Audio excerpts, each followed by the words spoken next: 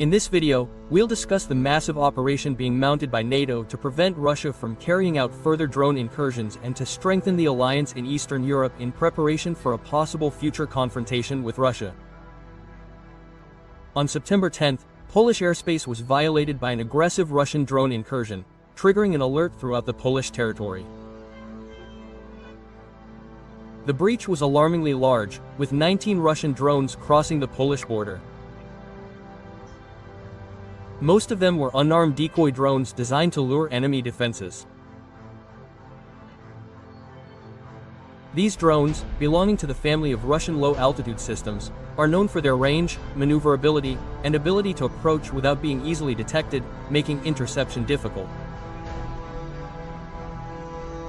Some of these devices managed to fly up to 260 kilometers into Polish territory, causing damage to some houses.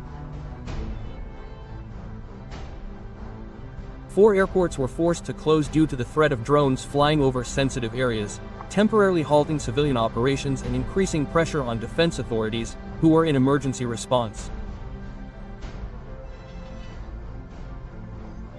Although Polish and NATO air defenses had the potential to shoot down many of these drones, the response was only partially effective. And of the 19 drones, only 4 were shot down by Polish defense forces, supported by the Netherlands, Italy, and the United States. The reason for this was not a lack of technological or operational capabilities, but the difficulty in dealing with the large number of drones, their dispersion, and, above all, the element of surprise. Another important factor was the type of drone used, with its stealthy design and very low-altitude flight. This attack also demonstrated that Poland's air defense, however robust, is not prepared to handle a massive attack of this magnitude.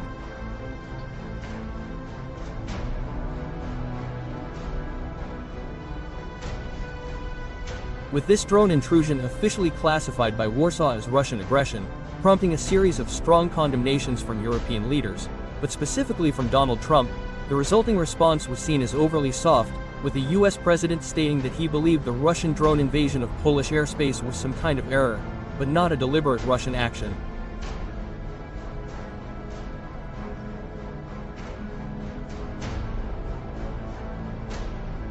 However, Trump did not elaborate on how 19 drones could have presented such an error, all at the same time. Trump's response raised concerns about the firmness with which the United States addresses NATO's security challenges. The perception that the alliance may not act cohesively in the face of the violation of the airspace of one of its most important members could weaken deterrence and strengthen Putin's confidence in his expansionist, aggressive, and provocative strategy.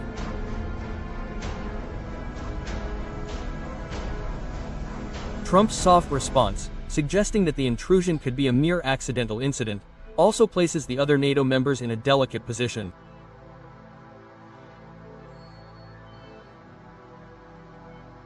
For the alliance, a lack of cohesion in statements could give rise to misinterpretations that not everyone is willing to act firmly against Russian actions, which will certainly have repercussions for the future of NATO defense policies.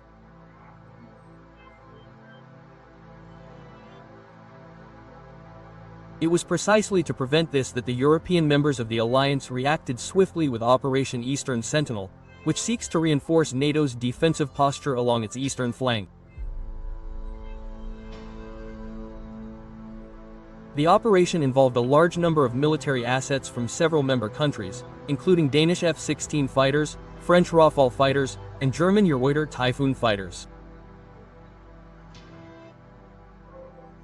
The mission is described as flexible and agile, aiming to increase response capabilities to air threats and the integration of air and ground defenses. According to Supreme Allied Commander Europe, General Alexis Grinquit, the operation will also involve increased intelligence sharing among allies to ensure a more coordinated and effective response. It is important to emphasize that this occurs not only due to the violation of Polish airspace, but also due to the growing threat posed by Russian drones and other systems along OTAR's entire eastern flank. Measures are also being taken on the ground, with Poland sending more than 30,000 troops to its border with Belarus, while Lithuania, Latvia, and Estonia are also reinforcing their borders and increasing the number of troops on patrol in the area. The operation is not limited to Poland alone, as NATO plans to gradually expand its operations to encompass the entire eastern flank, from the Arctic in the north to the Black Sea and the Mediterranean in the south, passing through Greece and Turkey. The idea is to ensure that, even if Russia attempts to diversify its incursions and expand its threats, NATO has a strategic presence to neutralize these actions.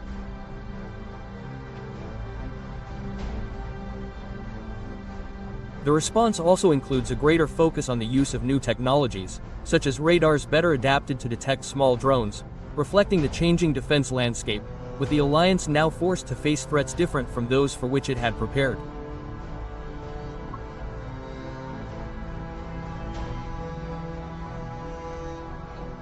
Poland has been a focal point of security discussions on NATO's eastern flank, with the country, through its leaders, demonstrating a firm stance toward Russian aggression while demanding a clear and immediate response from the alliance to guarantee its security and that of its allies.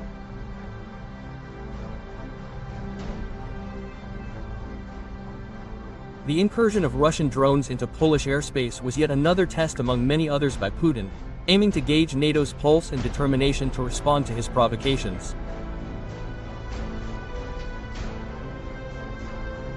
The alliance's response comes precisely in the form of this operation, which, if successful, will equip the alliance's eastern flank with the necessary means not only to detect Russian drones but also to shoot them down as soon as they enter OT airspace.